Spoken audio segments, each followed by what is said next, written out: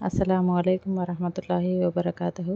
సూరే ఆలి ఇమ్రాన్ ఆయత్ నెంబర్ 91 నుండి 100. ఔజుబిల్లాహి మినష్ షైతానిర్ రజీం. బిస్మిల్లాహిర్ రహ్మానిర్ రహీం. ఆయత్ నెంబర్ 91.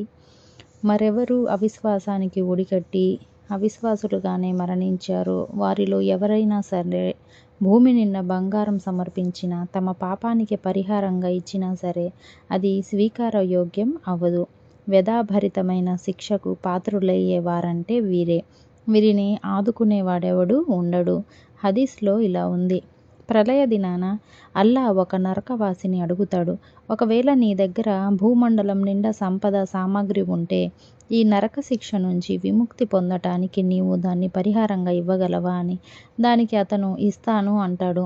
అప్పుడు అల్లా అతనికి ఇలా చెబుతాడు: ప్రపంచంలో నేను నీకు ఇంతకన్నా చాలా సులభమైన పని చెప్పాను, నాకు భాగస్వాములుగా మరెవరిని నిలబెట్టవద్దని. కానీ నువ్వు మాత్రం ఆ పని షిర్క్ చేయటం మానుకోలేదు. దీని ద్వారా తెలిసేదేమంటే అవిశ్వాసి కొరకు శాశ్వతమైన నరక శిక్ష ఉంటుంది. అతడు ఇహలోకంలో ఏవైనా మంచి పనులు చేసి ఉన్నప్పటికీ అతనిలోని తిరస్కార వైఖరి మూలంగా అవి వృధా అయిపోతాయి. హదీసులో చెప్పబడినట్లు అబ్దుల్లా బిన్ జద్ ఆన్ చాలా మంచివాడు, అతిథి మర్యాద చేసేవాడు, పేదలను పోషించేవాడు, బానిసలకు విముక్తి ఒసగుతూ ఉండేవాడు. మరి అతని ఈ సత్కర్మలు అతనికి లాభదాయకం అవుతాయా అని ఎవరు అడగ్గా కావు. ఎందుకంటే అతను జీవితంలో ఒక్కరోజు కూడా తన పాపాల మన్నింపుకై తన ప్రభువును వేడుకోలేదు అని మహాప్రవక్త సల్లల్లాహు అలైహి వసల్లం చెప్పారు. నేడు మనం చూస్తూ ఉంటాము, లోక కళ్యాణం, మానవ సంక్షేమం పేరిట చాలామంది చాలా మంచి పనులు చేస్తుంటారు. ఉదాహరణకు ఆసుపత్రుల నిర్మాణం, వాటి పర్యవేక్షణ, విద్యాలయాల స్థాపన, ఆపదల్లో ఉన్న వారిని ఆదుకోవడం, సానుభూతి, సాంత్వనను వెలిబుచ్చటం మొదలగునవి. ఇలాంటి పనులు చేస్తే సరిపోతుందని వాళ్ళంటారు. ఈమాన్ అన్నా ఇస్లాం అన్నా వారికి ఎలాంటి ఆసక్తి ఉండదు. సాధారణంగా ప్రజలు వారి సంక్షేమ కార్యక్రమాలను చూసి ప్రభావితులవుతారు, వారి సేవలను కొనియాడుతారు. బాగానే ఉంది, మానవ సేవ చేయటం గొప్ప విషయమే, అందులో ఎలాంటి సందేహం లేదు. ఎందుకంటే ఈ పనులు చేయాలని దేవుడు స్వయంగా ఆజ్ఞాపించాడు. ఈ సత్కార్యాలు దైవ సమక్షంలో ఫలించాలంటే, వీటిని నెరవేర్చిన వ్యక్తి పరలోక మోక్షం పొందాలంటే తొలుత అతను విశ్వసించాలని హదీసులు చెబుతున్నాయి. అంటే దైవ దౌత్యం సత్యమని, పరలోకం తథ్యమని అతను దృఢంగా నమ్మాలి. దేవుని ఏకత్వం, తౌహీద్ పట్ల దృఢ విశ్వాసం కలిగి ఉండాలి. ఇస్లాంలోని ఆరాధనలను తన జీవితంలో అవలంబించాలి. ఆ తరువాత పైన పేర్కొనబడిన సంక్షేమ కార్యక్రమాలలో హృదయపూర్వకంగా పాల్గొనాలి. అప్పుడు ఈ సత్కార్యాలన్నీ దైవ దేశానికి అనుగుణంగా నెరవేర్చినట్లుగా పరిగణించబడతాయి. పరలోకంలో వీటికి పుణ్యఫలం ఇన్షాల్లా తప్పకుండా లభిస్తుంది. దీనికి బదులుగా అతడు దైవాన్ని విశ్వసించకుండా ఈ మంచి పనులు దైవ దేశాల్లోనివి అని తలపోయకుండా చేసినట్లయితే ఇహలోకంలో అతనికి పేరు ప్రతిష్టలు ప్రాప్తించవచ్చునేమో కానీ పరలోకంలో మాత్రం లభించే పుణ్యఫలం ఏమీ ఉండదు. కాబట్టి ప్రతి ఒక్కరూ మొదట అల్లాను, ఆయన ప్రవక్త సల్లల్లాహు అలైహి వసల్లంను విశ్వసించి తమ సకల సదాచరణల ప్రధాన ఉద్దేశం దైవం మరియు దైవ ప్రవక్తల మెప్పు పొందటమేనని భావించి తదనుగుణంగా మసలుకోవాలి. రెండో విషయం ఏమిటంటే, అక్కడ ఏ వ్యక్తి భూమండలం అంత బంగారాన్ని పరిహారంగా ఇచ్చినా నరక శిక్ష నుంచి బయటపడలేడు. అసలు అక్కడ ఎవరి వద్ద ఏమీ ఉండదు. ఒకవేళ ఉన్న భూమి అంతటి నిధిని సమర్పించుకున్న శిక్ష నుంచి ముక్తి లభించదు. ఎందుకంటే పరిహారం తీసుకొని వదిలిపెట్టే స్థలం కాదది. వేరొక చోట సెలవీయబడినట్లు అతని నుంచి ఏదైనా ప్రతిఫలం తీసుకోవటం జరగదు. ఏ సిఫారసు అతనికి ప్రయోజనకరం కాజాలదు. ఆ రోజు క్రయ విక్రయాలు జరగటం కానీ మిత్రుల సాయం పొందటం కానీ జరగదు. ఆయత్ నెంబర్ 92. మీకు ప్రియాతి ప్రియమైన వస్తువుల నుండి మీరు దైవ మార్గంలో ఖర్చు పెట్టనంత వరకు మీరు పుణ్యస్థాయికి చేరుకోలేరు. మీరు ఖర్చు పెట్టేదంతా అల్లాకు తెలుసు. అరబీలో అల్ బిర్ అని వచ్చింది.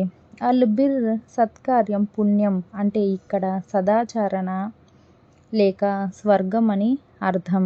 ఈ ఆయతు అవతరించినప్పుడు మదీనాలో స్థితిమంతుడైన అబూ తల్హా అన్సారీ రజియల్లాహు అన్హు దైవ ప్రవక్త సల్లల్లాహు అలైహి వసల్లం సన్నిధికి వచ్చి, ఓ దైవ ప్రవక్త, బైరుహా తోట నాకు అన్నిటికంటే ప్రియమైనది, కాబట్టి నేను దాన్ని దైవ ప్రీతి నిమిత్తం దానం చేయదలిచాను అని విన్నవించుకున్నారు.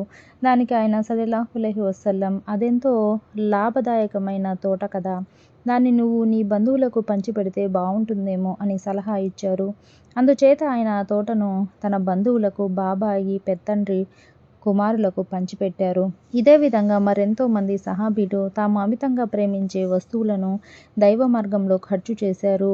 మిమ్మా తుహిబ్బున్ అని ఆయతులో అనబడింది. మీరు ప్రేమించే వస్తువులన్నింటినీ దానం చేయమని దీని భావం కాదు, మీరు ప్రేమించే వస్తువుల్లో నుంచి అని దీనికి అర్థం వస్తుంది. కాబట్టి దాన ధర్మాలు చేసే సమయంలో మంచి వస్తువులను దానంగా ఇవ్వాలి. అత్యుత్తమమైన పరిపూర్ణమైన స్థాయిని పొందటానికి ఇదే పద్ధతిని అవలంబించాలి. అయితే సాధారణమైన లేక తమ అవసరానికి మించిన వస్తువులను లేక తాము ఉపయోగించిన పాత వస్తువులను దానం చేయకూడదని, వాటికి పుణ్యం లభించదని దాని భావం ఎంతమాత్రం కాదు. ఇలాంటి వస్తువులను కూడా దానం చేయవచ్చు, వీటికి కూడా పుణ్యం లభిస్తుంది. కానీ పరిపూర్ణమైన అత్యుత్తమైన స్థానం మాత్రం అమితంగా ప్రేమించే వస్తువులను దానం చేసినప్పుడే దక్కుతుంది. మీరు ఇచ్చే వస్తువు నాసి రకమో నాణ్యమైనదో అల్లాకు బాగా తెలుసు. మనస్ఫూర్తిగా దానం చేశారో అన్యమనస్కంగా చేశారో కూడా ఆయనకు తెలుసు. దాని ప్రకారమే ఆయన మీకు పుణ్యఫలం ప్రసాదిస్తాడు. ఆయత్ నంబర్ 93. తౌరాతు గ్రంథం అవతరించక పూర్వం ఇస్రాయిల్ యాకూబు తన కోసం నిషేధించుకున్న వస్తువులు తప్ప ఇతర ఆహార పదార్థాలన్నీ ఇస్రాయిల్ వంశస్థుల కొరకు ధర్మసమ్మతంగానే ఉండేవి. మీరు సత్యవంతులే అయితే తౌరాతును తీసుకొని రండి, దాన్ని చదివి వినిపించండి అని ఓ ముహమ్మద్ సల్లల్లాహు అలైహి వసల్లం వారికి చెప్పు. ఈ ఆయతు దీని తరువాతి 2 ఆయతులు యూదుల ఆక్షేపణలకు సమాధానంగా అవతరించాయి.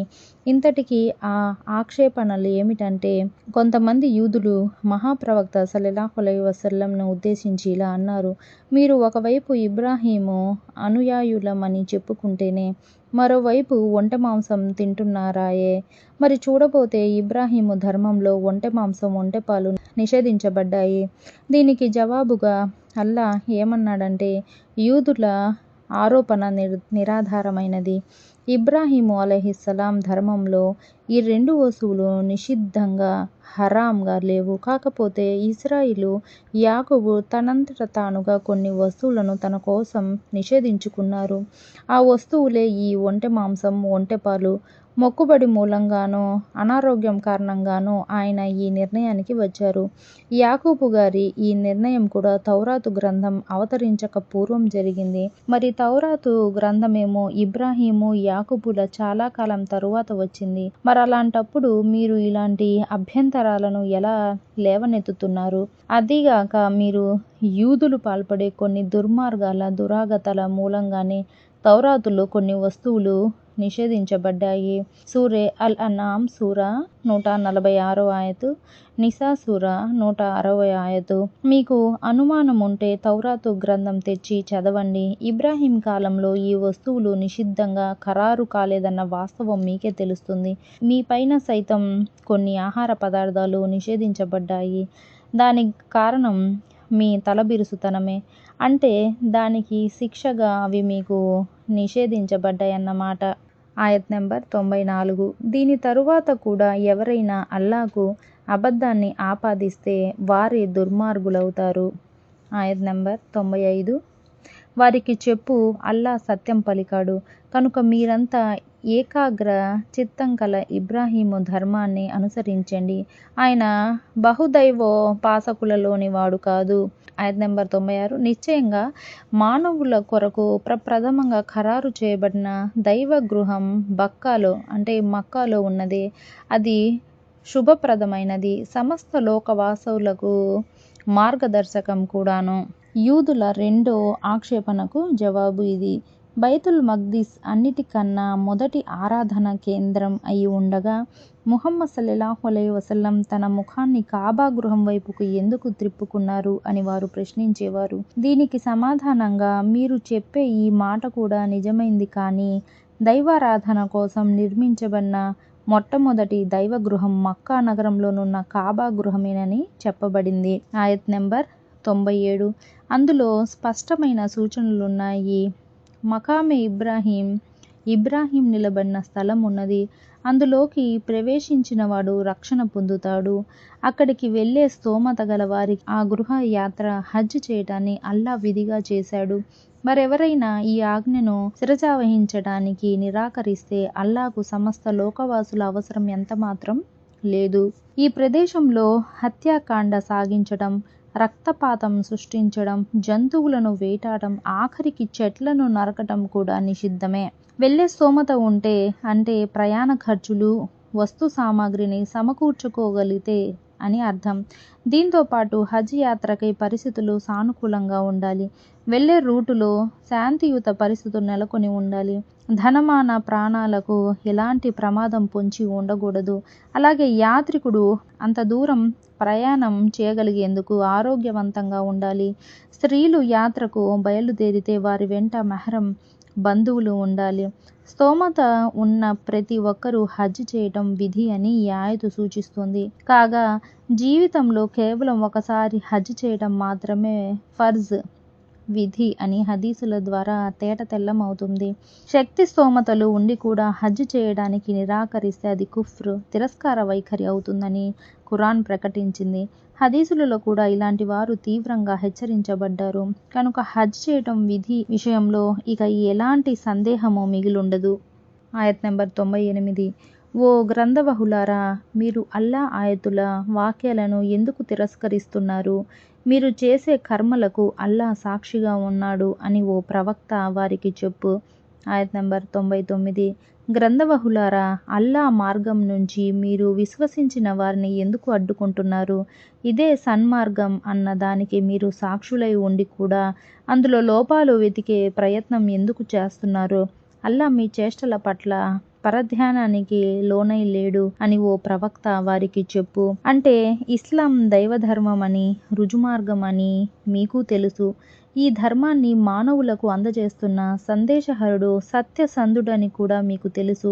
మీ ప్రవక్తలపై అవతరించిన మీరు నిత్యం పారాయణం చేస్తూ ఉన్న మీ గ్రంథాలలో కూడా ఈ సంగతి నమోదైంది.